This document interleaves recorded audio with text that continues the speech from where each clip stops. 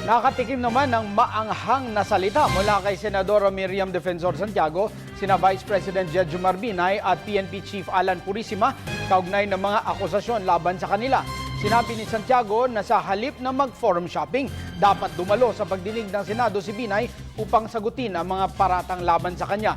Samantala, iminungkahi naman ni Santiago na ilipat na lamang ng tanggapan si Purisima kung ayaw niyang mag-leave o magbitiw sa tungkulin sa kabila ng mga issue laban sa kanya. Si Sam Ramirez, ang ating tagapagbalita.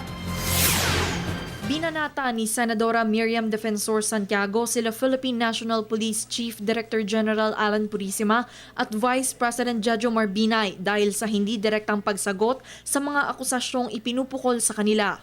Unang pinuna ng Senadora si Purisima sa kanyang dahilan na in-exaggerate lang ng kanyang mga kaaway sa politika ang kanyang mga ari-arian. Exaggerated or not, the question is, where did he source all that wealth? Saan ang galing yan? Bakit nagsumma cum laude ba siya sa UP?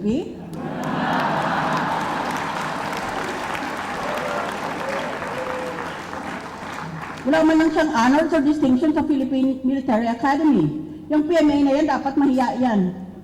Just like UP, dapat mahiya sa mga graduates nila na nababalita na napakalaking magnanakaw ng pera ng gobyerno. Dagdag pa ng Senadora, pinanood niya sa televised public hearing ng Senado kung paano gumalaw at magsalita ang pinuno ng PNP noong siya'y dumalo sa pagdinig ng Committee on Public Order. Judging from his demeanor during the Senate hearing, I have to wonder whether a respondent works that hard to be a jerk or whether it just comes naturally. Today, after the televised hearing, people say he's the perfect jerk. I tell them that he's not perfect, but he's doing all right.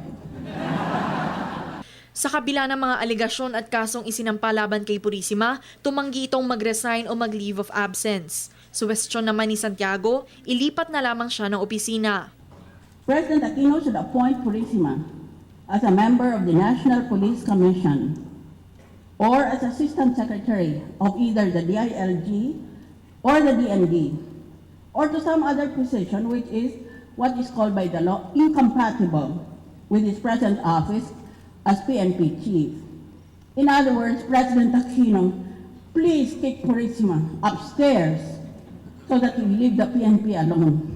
Sa kabilang banda, pinuna rin ni Santiago ang pagfo-forum shopping ni Vice President Jejomar Binay. Muling iginiit ni Santiago na dapat dumalo si Binay sa susunod na pagdinig ng Senate Blue Ribbon Subcommittee upang siya'y makapagpaliwanag sa publiko. There is no law, there is no legal basis, whether the Constitution or any other ordinary law, that gives a person suspected of violating our penal and other criminal laws the choice or in effect the power to choose his forum.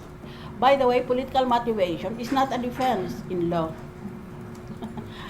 Everything in politics is politically motivated. Everyone is motivated by politics. That's the line of work we chose. Then we abide by the rules. Dagdag pa ng Senadora, sa dami at bigat ng mga akusasyon na ibinato ni dating Makati City Vice Mayor Ernesto Mercado laban sa kanyang dating kaalyado na si VP Binay, nasa kampo na ni Binay ang burden of proof upang mapatunayang nagsisinungaling lang si Mercado. Muling magsasagawa ng pagdinig ang subcommittee hinggil sa umano'y overpriced na Makati City Hall 2 at ang 350-hectare farm sa Rosario, Batangas na tinawag na Binay Hacienda. Muling magpapadala ng formal na imbitasyon ang nasabing komite para kay VP Binay. Para sa Telebisyon ng Bayan, Sam Ramirez.